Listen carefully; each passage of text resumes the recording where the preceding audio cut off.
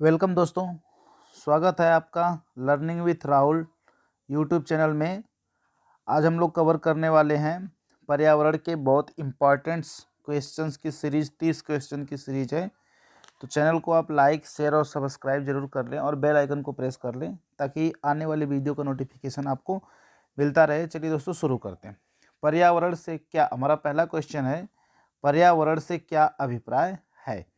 पर्यावरण किसे कहते हैं? देखिए, जहाँ पे सजीव रहता है या नहीं रहता है, उसके वास स्थान पे या फिर वास स्थान के अगल बगल जितने भी एरिए का क्षेत्र है, सब क्या कहलाता है?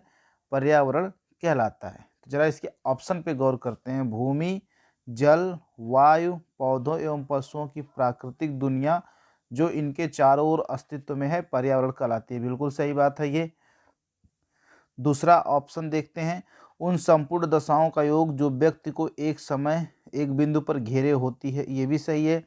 ऑप्शन नंबर 3 की तरफ चलते हैं। ऑप्शन नंबर 3 कहा जा रहा है कि भौतिक, जैविकी एवं सांस्कृतिक तत्वों की अंतः क्रियात्मक अवस्था जो अंतः संबंधित होते हैं, इन सबको क्या कहते हैं दोस्तों? पर्यावरण कहते हैं। तो तीनों ऑप्शन सही है और लास्ट में एक ऑप्शन डी मिला है, उपरोक्त सभी। तो आपका आंसर हो जाएगा डी, यानी कि उपरोक्त सभी ऑप्शन सही है। ठीक है।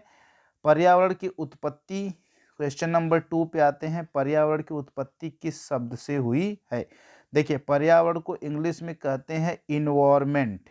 इन्वायरमेंट, और इन्वायरमेंट शब्द की उत्पत्ति हुई है फ्रेंच शब्द के इन्वार्नर से। ये दोस्तों, आप इधर जो यूट्यूब पे मैंने क्लास अपलोड किए हैं पर्यावरण के, सारे क्लास को जाकर क्रम वाइज सीरीज में देखिएगा तो आप बेहतर क्वेश्चंस को कर पाएंगे। ठीक है।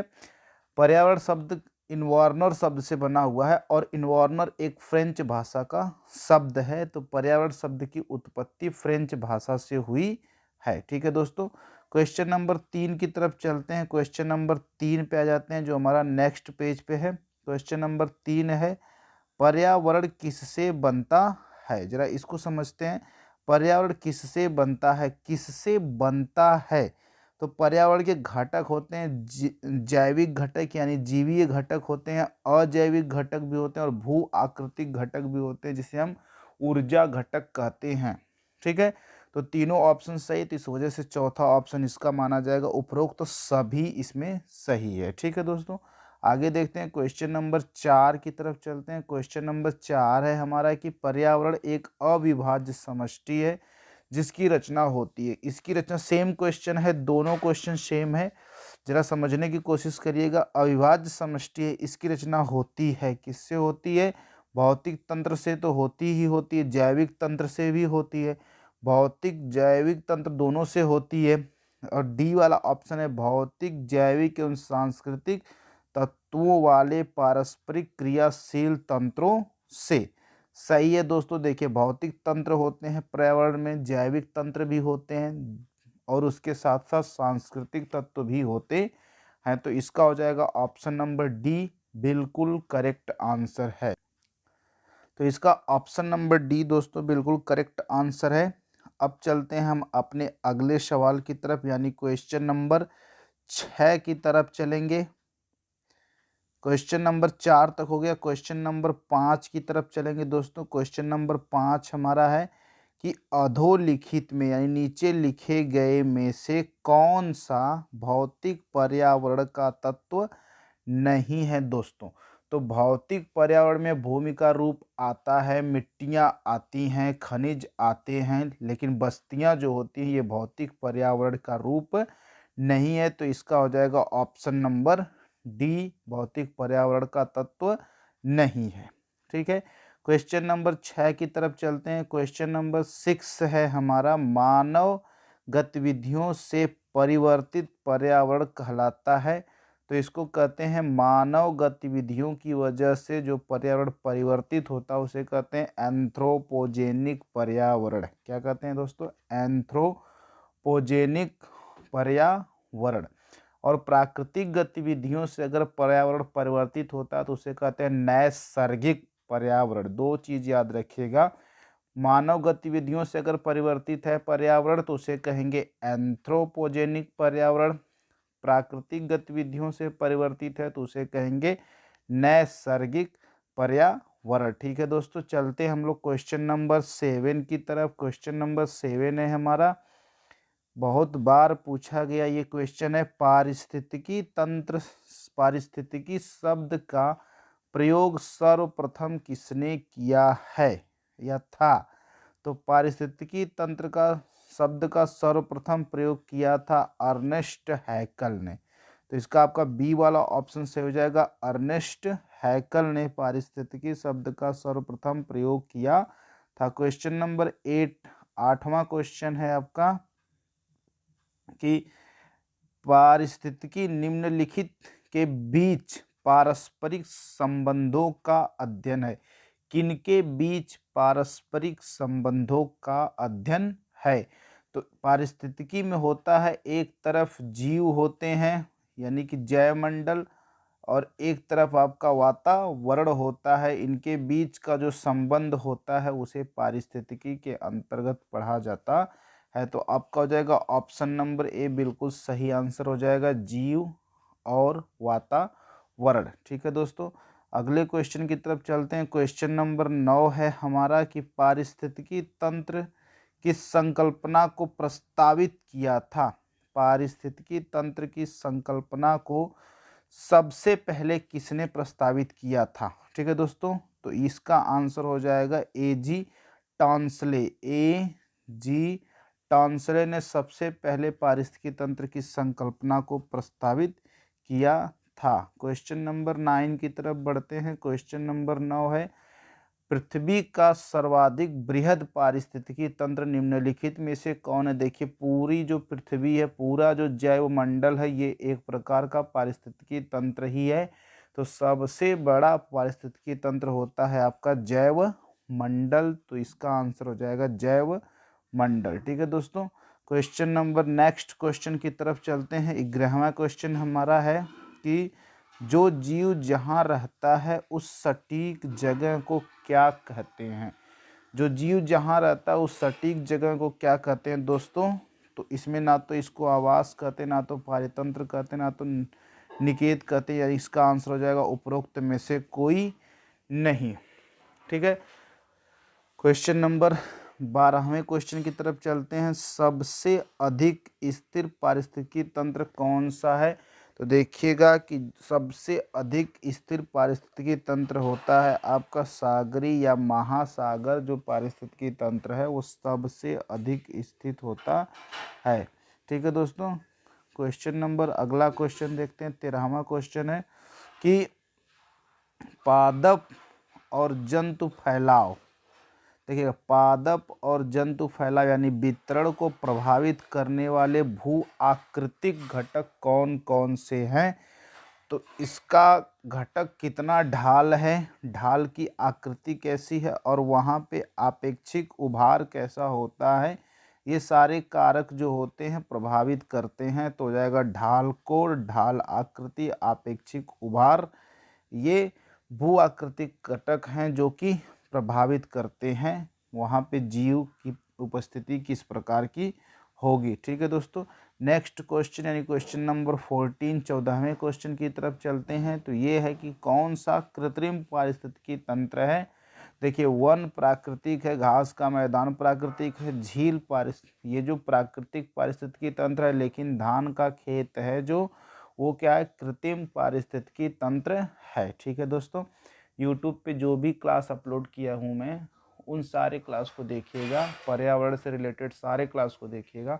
बहुत सारे क्वेश्चंस को आप आसानी से कंप्लीट कर लेंगे। पूरे पर्यावरण को हम लोग कवर करने वाले हैं, कंप्लीट पर्यावरण की सीरीज आपको मिलेगी। ठीक है दोस्तों, अगले क्वेश्चन की तरफ चलते हैं। क्वेश्चन नंबर 8 है हमारा कि घटती उत्पादकता के क्रम में पारिस्थितिकी तंत्र में निम्नलिखित में से कौन सा क्रम सही है? यहाँ पे आपको ये देखना है कि सबसे ज़्यादा पारिस्थितिक उत्पादकता कहाँ पे होती है। जहाँ पे जैव विविधता ज़्यादा होगी वहाँ पे उत्पादकता सबसे अधिक होगी। तो मैंग्रोव एक ऐसा क्षेत्र है जहाँ पे जैव विविधता सबसे अधिक होती है और उत्पादकता भी सबसे अधिक होगी। तो इन सारे ऑप्शन में जहाँ पे मैंग्रोव आएगा पहले, वो वाले ऑप्शन सही होंगे। तो ये वाला ऑप्शन गलत होगा, क्योंकि हमको घटते क्रम में लिखना है। तो सबसे ज़्यादा उत्पादकता वाला सबसे पहले आएगा। तो ये मैंग्रोव यहाँ पे है, मैंग्रोव यहाँ पे है, ठीक है। दोनों ऑप्शन में से कोई सही होगा। इसके बाद सागर, सागर तो सबसे अस्थाई होता है, तो यहाँ पे उत्पादकता सबसे कम होती है, तो सागर अंत में आना चाहिए। घास का मैदान, फिर उसके बाद झील, फिर सागर। तो आपका ऑप्शन नंबर सी सही हो जाएगा दोस्तों। सी ऑप्शन नंबर है आपका, मैंग्रोव, घास का मैदान, झील और सागर। ठीक है, क्लियर हुआ यहाँ तक। क्वेश्चन नंबर 16 देखते हैं कि किसी निश्चित क्षेत्र में प्राणियों की संख्या की सीमा जिससे पर्यावरण समर्थन कर सकता है कहलाती है। पर्यावरण में कितनी क्षमता है, कितने लोग वहाँ पे रह सकते हैं, ये उसकी वहन क्षमता बताती है। तो इसका हो जाएगा ऑप्शन नंबर बी, यानी कि वहन क्षमता। क्लियर दोस्तों। अगले क्वेश्चन की तरफ चलते हैं। अगला क्वेश्चन हमारा होगा कि पारिस्थितिकी पिरामिड की संकल्पना वर्ष 1927 में किसके द्वारा प्रस्तावित की गई थी दोस्तों। तो याद रखिएगा, पारिस्थितिकी पिरामिड की संकल्पना वर्ष 1927 में किसके, चार्ल्स एल्टन के द्वारा प्रस्तावित की गई थी। चार्ल्स एल्टन इसके सही ऑप्शन में आएंगे। चार्ल्स एल्टन के द्वारा पारिस्थितिकी पिरामिड की संकल्पना को प्रस्तावित किया गया था। ठीक है दोस्तों। 18वां है कि जीव भार का पिरामिड किस पारिस्थितिकी तंत्र में उलट जाता है। कौन सा ऐसा पारिस्थितिकी तंत्र है जहाँ पे जीव भार का पिरामिड उलट जाता है दोस्तों। तो जो सागर वाले पारिस्थितिकी तंत्र होते हैं, यानी तालाब हुआ, झील हुआ, सागर हुआ, यहाँ पे जीव भार का पिरामिड उलट जाता है। तो इसमें आंसर होगा तालाब। ठीक है, क्लियर हुआ यहाँ। तो दोस्तों आगे चलते हैं 19वें क्वेश्चन की तरफ। हमारा 19वां क्वेश्चन है कि खाद्य श्रृंखला से आप क्या समझते हैं। खाद्य श्रृंखला से क्या अभिप्राय है आपका, ठीक ना, ये क्वेश्चन है। देखिए, खाद्य श्रृंखला में गर्भ, भूगर्भ से धरातल की ओर ऊर्जा का अंतरण ऐसा नहीं होता है। खाद्य श्रृंखला में क्या होता है, एक जीव दूसरे जीव का भोजन ग्रहण करता है, यानी कि एक जीव के पास जो ऊर्जा है वो ऊर्जा दूसरे जीव में ट्रांसफर हो रही है। तो एक जीव से दूसरे जीव में ऊर्जा का अंतरण जो होता है उसी को क्या कहते हैं, खाद्य श्रृंखला कहते हैं। ठीक है दोस्तों, क्लियर। तो इसका हो जाएगा ऑप्शन नंबर सी, यानी कि एक जीव से दूसरे जीव को ऊर्जा अंतरण। ठीक है, अगला क्वेश्चन देखते हैं। क्वेश्चन नंबर 20, खाद्य श्रृंखला यानी कि फूड चेन में मानव क्या है दोस्तों।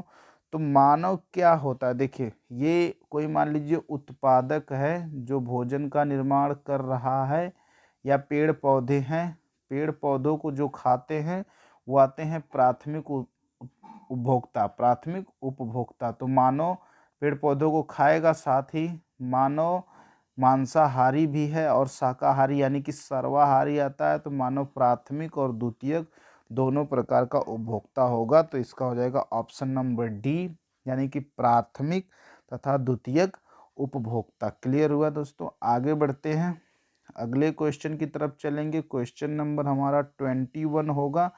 क्या होगा कि खाद्य श्रृंखला है, खाद्य श्रृंखला क्या है दोस्तों। अभी जस्ट पीछे इसी तरह का एक क्वेश्चन था, खाद्य श्रृंखला क्या है। तो उसमें भी वही होगा कि एक जीव से दूसरे जीव को खाद्य का पारण, यानी कि भोजन एक जीव दूसरे जीव से प्राप्त करता है, इसी को खाद्य श्रृंखला कहते हैं। या भोजन कहिए या फिर ऊर्जा का ट्रांसफर जो होता है 10% नियम के हिसाब से, तो वो भी खाद्य श्रृंखला का ही अंग होता है। क्वेश्चन नंबर 22, 22वां क्वेश्चन देखते हैं हम लोग। दो भिन्न समुदायों के बीच संक्रांति यानी कि संक्रमण का क्षेत्र क्या कहलाता है दोस्तों। तो संक्रमण का क्षेत्र, इसको हिंदी में कहते हैं संक्रमिका कहलाता है, संक्रमिका, और इसी की इंग्लिश होती है इकोटोन। तो दो भिन्न समुदाय, दो अलग अलग प्रकार के समुदाय हैं और उनके संक्रमण जहाँ पे वो मिलते हैं, जैसे देखिएगा जहाँ पे वो मिलते हैं, जैसे ये अगर एक तालाब का हिस्सा मान लेते हैं कि ये एक तालाब है या सागर है और यहाँ पे स्थल है, तो ये ऐसा एरिया होगा जहाँ पे तालाब और स्थल मिलते हैं। तो यहाँ पे संक्रमण का क्षेत्र बनता है, यहाँ पे जैव विविधता अधिक होती है, यहाँ की उत्पादकता अधिक होती है। इस वजह से इसको संक्रमण यानी संक्रमिका कहते हैं या इकोटोन कहा जाता है। क्लियर हो गया होगा दोस्तों। आगे बढ़ते हैं, क्वेश्चन नंबर 23 की तरफ हम लोग चलेंगे। क्वेश्चन नंबर 23 है हमारा कि पारिस्थितिकी निकेत की संकल्पना को किसने प्रतिपादित किया था। तो याद रखिएगा, पारिस्थितिकी निकेत की संकल्पना को ग्रिनेल्स ने प्रतिपादित किया था। ठीक है। क्वेश्चन नंबर 24 देखते हैं, किसी एकल जाति स्पीसीज व उसके रहवास के रहवास के पर्यावरणीय घटकों का अध्ययन क्या कहलाता है। देखिए, एकल जाति है दोस्तों, और वो जहाँ पे रह रही केवल एक जात, उसे कहते हैं स्वपारिस्थितिकी। क्या कहते हैं? स्वपारिस्थितिकी कहते हैं। क्लियर हुआ। क्वेश्चन नंबर नेक्स्ट क्वेश्चन की तरफ चलते हैं, यानी कि 25 की तरफ चलते हैं। क्वेश्चन नंबर 25 है हमारा, यदि आप घड़ियाल को उनके प्राकृतिक आवास में देखना चाहते तो निम्नलिखित में से किस स्थान पर सब जाना सबसे सही होगा। मैंग्रोव वाला स्थान होगा नहीं। ये 3 स्थान हैं, तो आप झील को प्रीफर नहीं कर सकते, आप चंबल नदी को प्रीफर करेंगे। आप घड़ियाल को उनके प्राकृतिक स्थान में देखने के लिए कहाँ जाना चाहेंगे? चंबल नदी के पास जाना चाहेंगे। क्वेश्चन नंबर 26 है, 2 जातियों के बीच ऐसा संबंध जिसमें एक जाति लाभान्वित होती है जबकि दूसरी जाति को सामान्य स्थिति में न तो लाभ होता और न ही हानि। यानी कि जैसे एक जाति है और दूसरी जाति इस पे आश्रित है, दूसरी जाति को फायदा हो रहा है, लेकिन इसको फायदा होने की वजह से पहली जाति को कोई नुकसान नहीं हो रहा है, तो इसको कहते हैं दोस्तों सहभोजिता। क्या कहते हैं? सहभोजिता कहते हैं। क्वेश्चन नंबर 26 के बाद क्वेश्चन नंबर 27 की तरफ हम लोग चलेंगे। क्वेश्चन नंबर 27 है कि लाइकेन, कवकमूल तथा हर्मिट केकड़े उदाहरण हैं। किस चीज़ के उदाहरण हैं? इसमें ऑप्शन क्या है? सहभोजिता, परजीविता, सहपरोपकारिता। उपयुक्त में से कोई नहीं, तो लाइकेन, कवकमूल और हर्मिट केकड़े जो आते हैं वह सहपकारिता यानी सहपरोपकारिता के अंतर्गत आते हैं। ठीक है। क्वेश्चन नंबर 28 की तरफ चलते हैं कि जब 2 जीव एक साथ रहते हैं किंतु इस प्रक्रिया में केवल एक जीव को लाभ होता है। 2 जीव एक साथ रह रहे हैं लेकिन लाभ केवल पहले वाले को हो रहा है, दूसरे जीव को लाभ नहीं हो रहा है, तो इस कंडीशन को कहते हैं परजीविता। क्या कहते हैं दोस्तों? परजीविता कहते हैं। 28वां क्वेश्चन। अब हम आगे बढ़ते हैं 29वें क्वेश्चन की तरफ। तो दोस्तों हमारा 29वां क्वेश्चन, हम 30 क्वेश्चन की सीरीज बनाए हैं। 29वां क्वेश्चन हमारा है दोस्तों, ये वीडियो ख़त्म होने वाला है। अगर आपको वीडियो पसंद आया होगा तो इसे लाइक करिएगा, चैनल को सब्सक्राइब करिएगा और टेलीग्राम पे जाकर लर्निंग विथ